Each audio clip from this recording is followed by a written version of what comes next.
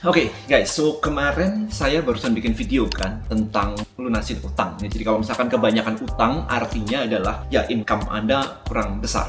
Beberapa hari yang lalu, I think 2 hari yang lalu, saya barusan webinar tentang money magnet dan banyak banget yang join di webinar itu sedang punya utang juga. Jadi kurang lebih pembahasannya mirip-mirip. Nah, ada satu hal yang cukup menarik di situ. Pertanyaannya adalah gimana sih caranya dapetin duit lebih banyak lagi, dan itu pertanyaan yang sangat umum banget ya, 1 juta orang, mungkin billion dollar question gitu, cara dapetin duit buat kebanyakan orang itu seperti apa. Karena mereka kerja sih, selalu kerja sih, tapi nggak ngerti fundamental thinkingnya gitu. Sebenarnya gini, apa sih yang disebut dengan uang itu?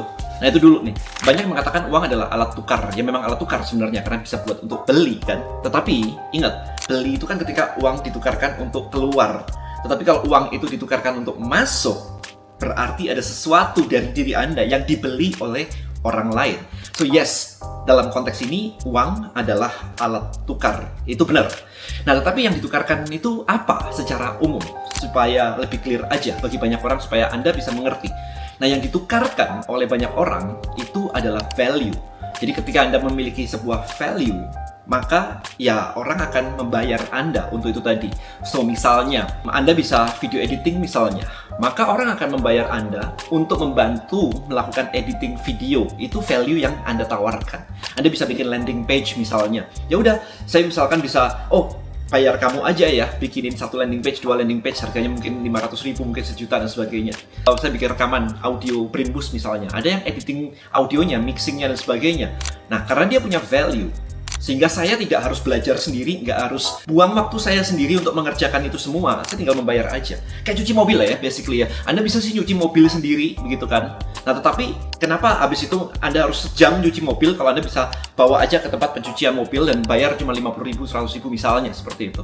Ya, jadi yang dibayar itu apa? Adalah sebuah value. Buat banyak orang nggak ngerti, bahkan value itu apa sih, Dan? Nggak ngerti aku. Kemarin banyak yang ngomong gitu sih, aku nggak ngerti maksudmu value itu apa. Contoh lain misalkan gini, Anda bisa sih di rumah masak sendiri, belajar masak sendiri, atau ada istri atau ada mama di rumah masakin Anda gitu kan, nggak bayar. Tetapi kalau Anda tiba-tiba pengen makan jenis yang lain, menu yang lain, Anda akan ke restoran dan membayar makanan itu. Kenapa membayar? Ya karena Anda beli bahannya juga, nasinya semuanya, lauk pauknya, dan resepnya semuanya Anda beli. Bukan resepnya sih, tapi hasilnya Anda beli.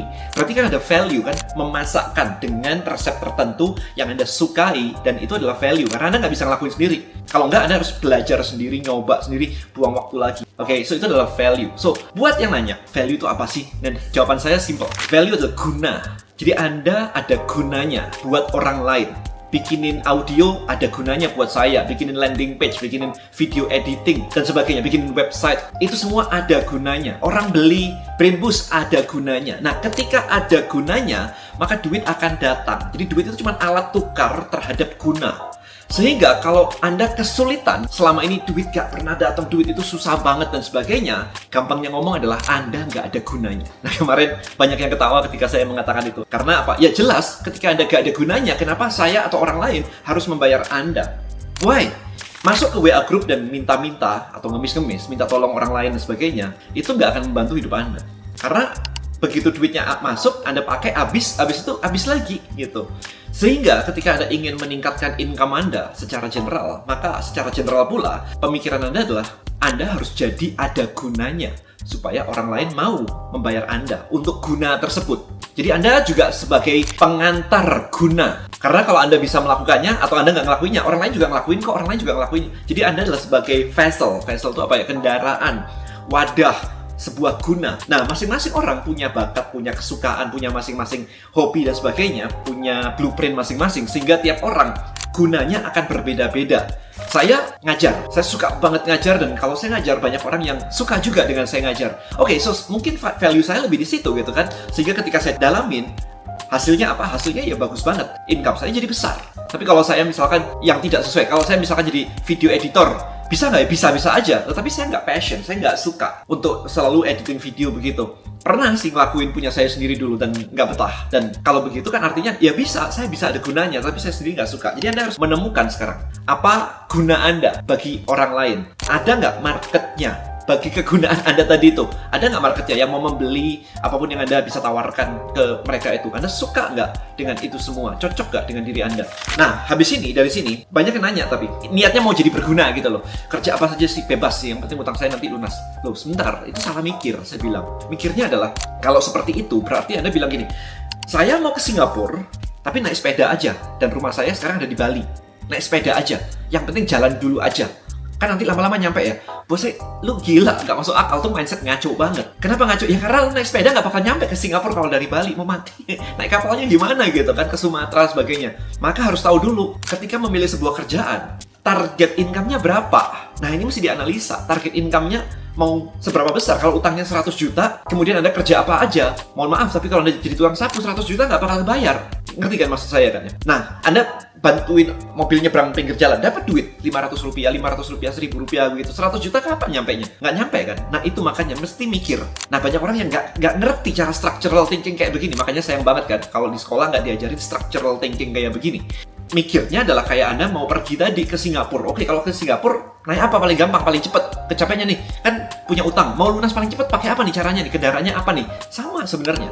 Ke Singapura naik pesawat, dari Bali nyampe, dari Surabaya nyampe, dari Jakarta nyampe. Nggak usah naik sepeda. Ya, bukan asal jalan dulu aja. Nah, artinya adalah ketika Anda punya utang 50 juta, 100 juta, kira-kira kerjaan apa yang bisa sampai ke sana? Biasanya PR-nya lagi adalah, saya nggak tahu kerjaan yang itu. Ya justru, karena Anda nggak tahu, makanya Anda nanya-nanya kan, belajar kan. Belajarnya belum selesai, itu yang di video saya kemarin, belajarnya belum selesai. Hari ini Anda bisa lihat di YouTube, kalau YouTube terlalu scatter, ada ChatGPT loh hari ini. Dan ChatGPT itu gratis, bisa diakses gratis dan Anda bisa nanya. Anda bisa definisikan, kayak saya nih, saya mau kerja di rumah aja. Kayak begini, bisa syuting di rumah aja, kerja di rumah aja, kemudian nggak banyak ketemu orang, kemudian duitnya juga bisa besar. Besar itu dalam arti, kalau buat saya adalah minimal miliaran, bukan ratusan juta, bukan puluhan juta, bisa miliaran gitu kan. Nah, semua itu. Nah, kalau saya pribadi adalah jadi rich creator, jadi content creator yang menjual produk digital kan, dan jadi affiliate. Kalau Anda nggak ngerti sama sekali, ya Anda kalau belajar sama saya, berarti Anda cuma gini aja. Dan aku tuh nggak ngerti sama sekali, aku coba deh ikutin caramu. Anda boleh kok menemukan cara-cara yang lain di luar sana. It's okay. Ya, jadi bukan hanya saya aja. Anda misalkan mau ada yang belajar trading forex juga dari rumah aja. Juga banyak yang menghasilkan. Banyak yang lossy, tapi banyak yang menghasilkan juga. Pilihan di tangan Anda. Nah, tapi Anda harus menentukan terlebih dahulu. Belajarnya bakal berapa lama? Kira-kira saya bisanya berapa ini? Kemudian saya harus ngapain aja? Semua stepnya harus detail banget. Sehingga Anda tahu bahwa utang ini akan kebayar nih in 6 months, dalam 6 bulan ini utang akan kebayar. Dalam waktu 10 bulan ini atau dalam setahun ini akan lunas nih. Jadi Anda punya blueprint-nya semuanya, deadline-nya semuanya udah tahu tuh. Baru dieksekusi, bukan kerja ya apa aja lah yang penting dapat duit lah. Bukan begitu cara mikirnya. By the way, kalau Anda bisa nonton video YouTube saya ini, berarti Anda bisa nonton video YouTube yang lain yang belajar tentang bagaimana cara mendapatkan income. Bisa nanya ChatGPT juga, karena artinya Anda punya internet, Anda punya at least handphone misalnya. Jadi bukan, dan tanpa modal sama sekali aku nggak punya handphone dan sebagainya. Iya, itu lain urusan ya. Anda mungkin melakukan kerja kasar dulu kalau seperti itu, gitu kan. Tetapi konteksnya adalah di sini. Anda sekarang jadi tahu dari video ini bahwa ketika Anda nggak punya duit atau duit susah datang pada Anda, simple, Anda nggak ada gunanya, gitu aja. Kalau Anda sakit hati, berarti ego Anda masih belum benar. Anda harus tahu bahwa Anda punya problem, baru Anda bisa solve the problem. Hopefully video ini jadi membuka ya wawasan Anda seperti apa. Jadilah lebih berguna dan tawarkan apapun yang Anda miliki tadi, kegunaan Anda, untuk ditukar dengan alat tukar namanya duit. Oke, kalau Anda pengen jadi affiliate, boleh silahkan klik link di bawah aja dan belajar jadi affiliate. Mungkin Anda bisa jadi lumayan dengan affiliate Brain Boost misalnya. Alright, so I think itu aja dari saya. Thank you so much for watching. See you in the next video. Bye-bye.